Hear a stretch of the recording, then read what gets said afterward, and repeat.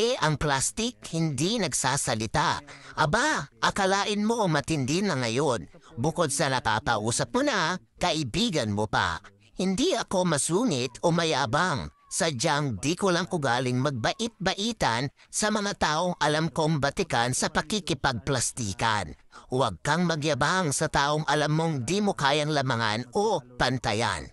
Tandaan mo, hayaan mo yung mga taong pinag-uusapan ka behind your back kasi yan ang mga taong plastic na may kim-kim na galit sa kanilang dibdib at mahirap gamutin ang sakit nilang insecure at inggit.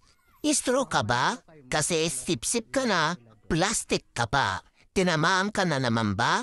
Hilig mo kasing sumalo. Mas okay na yung mukha kang mahirap, pero maraming ipon, kesa naman sa mukha kang mayaman. Baon ka naman sa utang. Mahirap magsalita ng patapos kahit madami kang pera. Huwag mong sabihin wala ka ng kailangan sa ibang tao. Balang araw, kakailanganin mo pa din ang tulog nila. Hindi lahat ng bagay nagagawa ng pera. O sinisingil ka sa utang mo, bayaran mo. Remember, nung nananailangan ka, nagbigay tulong sa'yo yung kaibigan mo. Nung panahon na nagigipit ka, pinagbigyan ka. Ngayon may pera ka na. Ngayon may oportunidad na magbayad. Kesa naman yung makikita ka ng kaibigan mo sa post, feeling blessed kung saan ka pumupunta, hindi mo pa sinesettle yung maliit na amount na hiniram mo. Remember, kinolateral mo yung pagkakaibigan niyo sa magkano, 2,000, 3,000. Hindi mo babayaran? Pagsisinginin ka, ikaw pa yung galit. Huwag ganon, kaibigan. Responsibilidad mo yan, pinulungan ka nung naghihirap ka, meron kang atraso sa kanya, isettle mo.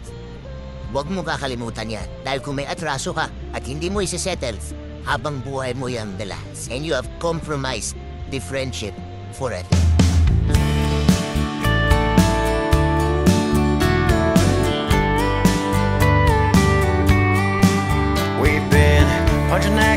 Masarap alagaan at mahalin ang taong mahal ka. Tanggap ang pagkatao mo, proud sa'yo, at hindi ka kinakahiya. Yung kontento at masaya kapag kasama ka, hindi nagbabago kahit na mag-away at tampuhan kayong dalawa.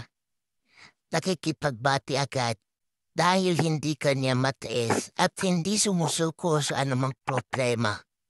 At higit sa lahat, alam niya ang salitang, di ko kailangan ng iba dahil ikaw lang, sapat na.